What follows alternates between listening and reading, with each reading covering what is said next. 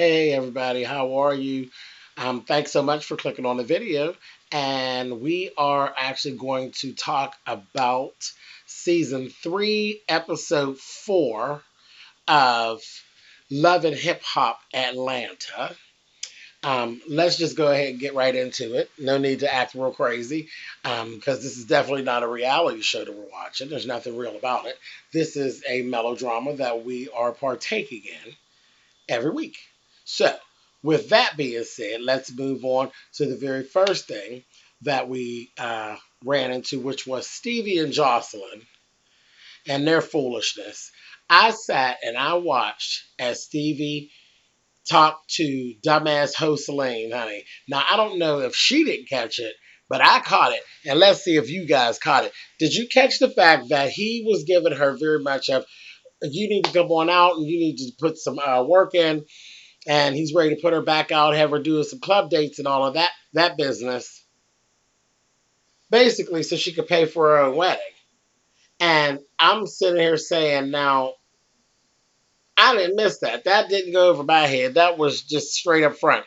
You're sitting here, Joseline, talking about this man that you have this supposed marriage to, and you want to have this big lavish wedding, and now he's putting you on the track so you can pay for it.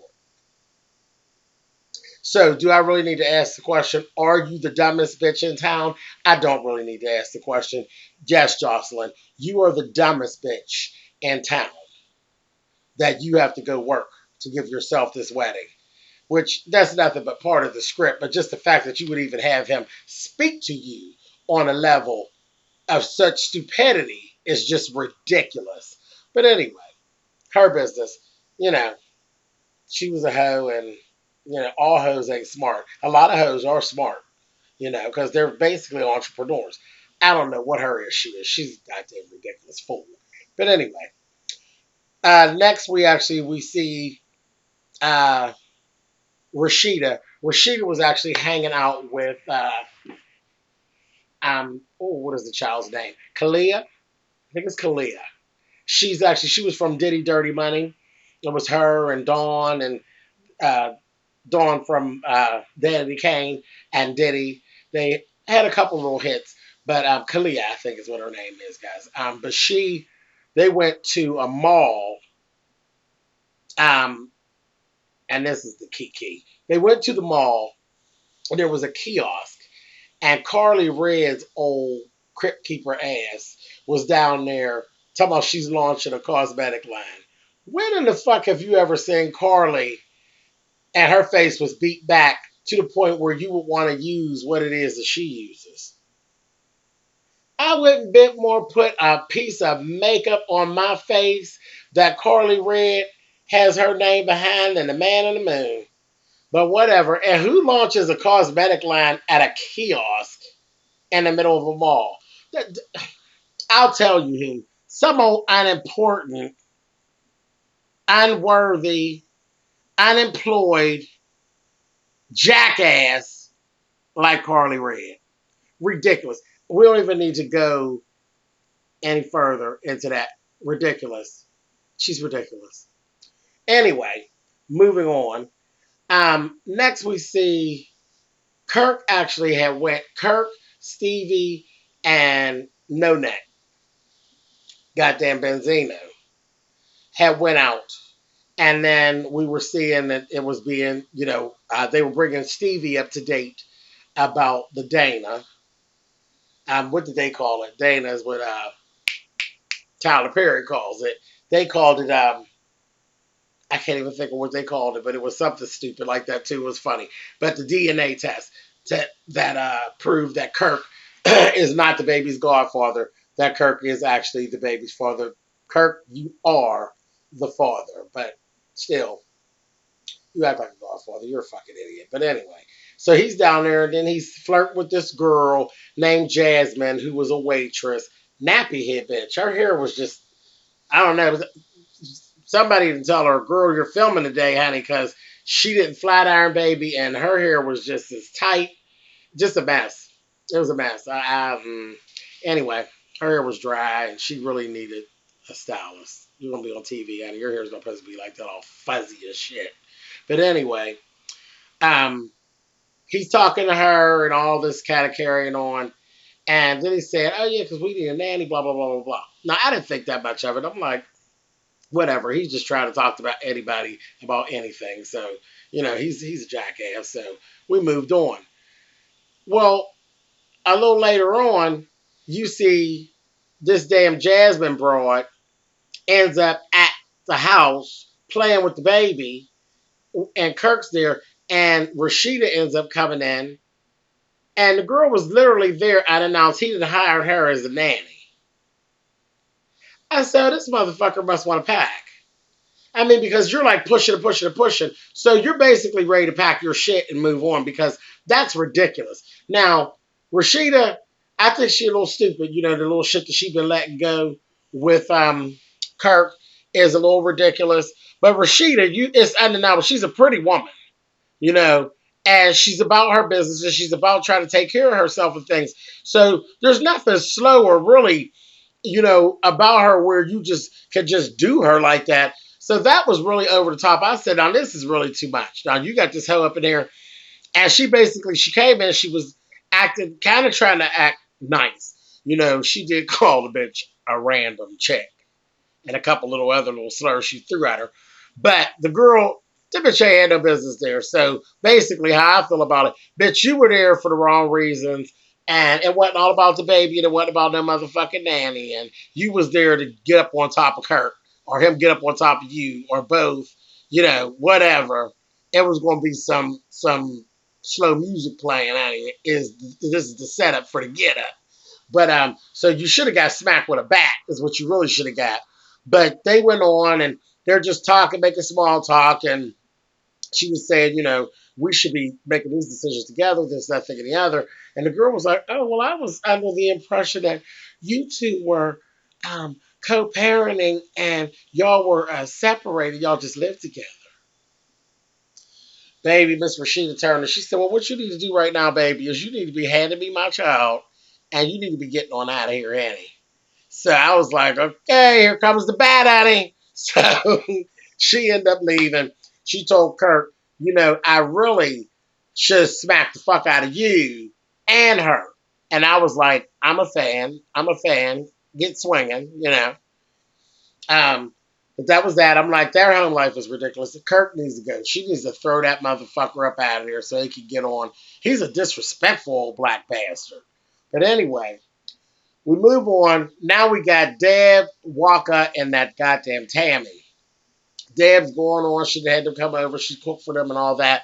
And she's still working on putting this here wedding together. Just a damn mess. And then they go on and they start giving some background about how Deb, and Tammy, how Deb didn't really welcome her in at first. So I'm like, okay, whatever, because she knew she was a gutter bucket, so she's like, whatever. So, she thought she was after Walker's money. Ding, ding, ding. Yeah. I told you last time when they were having that meeting about the wedding, that bitch don't give a fuck about that wedding. All she cared about is her ring. That bitch is a gold digger, and Deb was correct. But Deb got other plans for her. So, but anyway, so she started crying and saying when she first came, she didn't feel like she had anyone and blah, blah, blah, blah. So Deb goes over and she's consoling her and everything. And then I listened to Miss Deb drop the line, baby. I said, oh, Miss Deb, you done said too much, honey. She said, you is mine, girl. You is mine. I said, oh, you better watch it, Tammy, honey. You better watch it because Deb is a man. Y'all better stop that, honey. I said, girl, she didn't let you know, baby. When Walker goes out on tour, baby, it's going to be all ass and elbows, honey. Said, whatever. Funny people. I might be wrong, but I said it. Whatever. That's the name of my series. I'm just saying. All I can report is what I see. Love Deb dearly. I love how she handles her business, but to me, baby, she gives me bull dagger tease. So it just is what it is. So anyway, then we see old ancient ass Karlie. Now she took her monkey ass on down there and she wants to make up with Young Joc after all that foolishness that she partook in. So he's, going on. He had his guard up a little bit at first, but then, that old bitch know how to talk a good game. The bitch been on the planet for 800 years, so she know how to, talk a good game. She reeled him in. Um, and then I looked up, and I've said it before that she's a gutter bucket bitch, right? This stinking whore literally was sucking on his fingers. Now they're in the middle of a restaurant. What woman do you know that carries on like that in a restaurant? Old woman. Because she's truly the old woman in the motherfucking shoe. You in there sucking finger and carrying on. I said, y'all, she's too much. She's too many things. She's really gutter bucket. She really, really is. But anyway, so she goes into all that. Then she's telling him how she's going to make it up to him and all this. And he's saying, well, how are you going to make it up to me? And she then went over there, and then she starts fondling him. She then went down there. She playing with the meat, child. Standing up over the chair, leaning down, kissing on little ugly Joc, and fondling the meat. Where do they do that at? Where do they do that?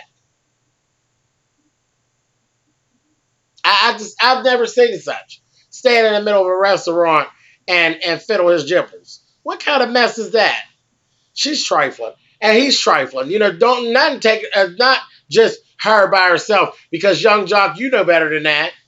You're a public personality as well, and you're in there all in with it. You're trifling too, bitch. Y'all are both trifling. Trifling motherfuckers. But anyway, moving on.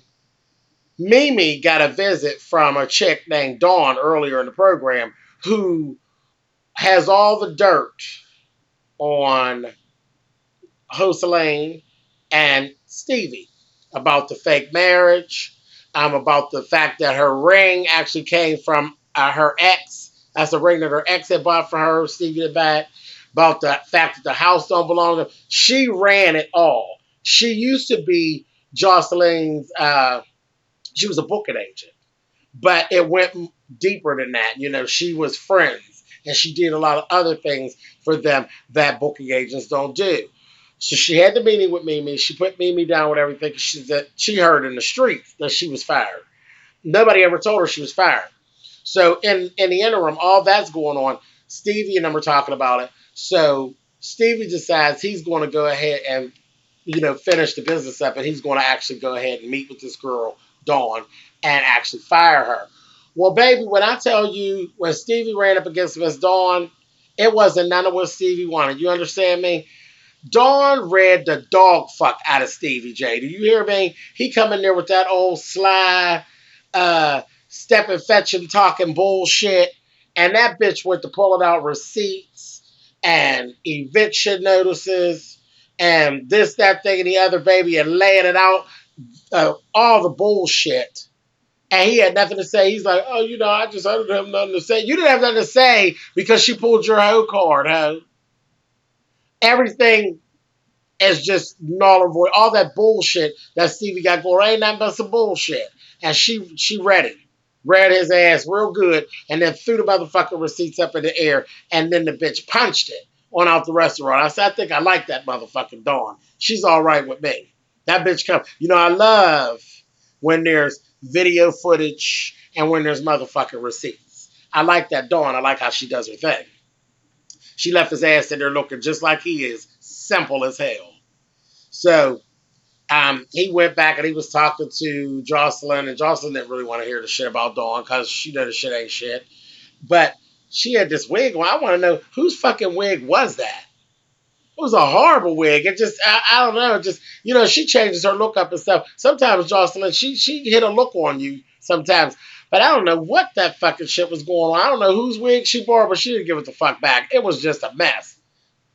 I said, girl, you need to stop this, honey. You talking about all this money and you got on that $9 synthetic wig, honey. You need to stop this, Joseline. But anyway, Scrappy and Mandy, Mama D, Mandy.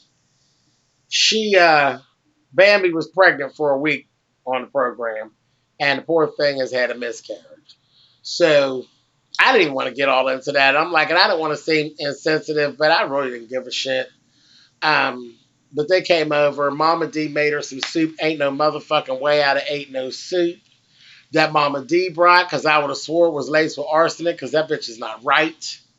She's really not right. Something's wrong with that bitch. And then she'd already keep calling her a hoe and shit. I wouldn't eat no soup, baby. Chef Boy RD wouldn't be bringing me shit to eat. You hear me? But anyway, they kind of buried the hatchet and all this bullshit. Scrappy's still running around talking about he ain't in love with her and shit. You know, he's like, but I'm going to help you through this, that, and the other. Real insensitive. But he don't love her, so, you know, whatever. They're really stupid. But anyhow, so that was their little thing. It's a useless plot line. And Mona, you can write right past that, because that's just, like, who cares about that? So, anyway.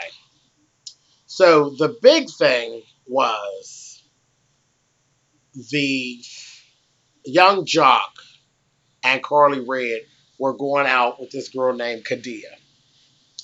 And Kadia, Young Joc's already been questioned about Kadia by Karlie Redd last week and all that. So we're sitting there. They go out to see this house. Beautiful home. And she's a cute little girl. You know, she's cute. Little pudgy face, little round face, little light skinned child. She was real together. You know, she looked like a nice little sleazy, slutty real estate agent. Cute little black dress and things. And she's showing them the house and everything. Well, here's where the scripting came in. And then they were moving slow with the cue cards. I was like, oh, they're busted again. Here we go with the bullshit.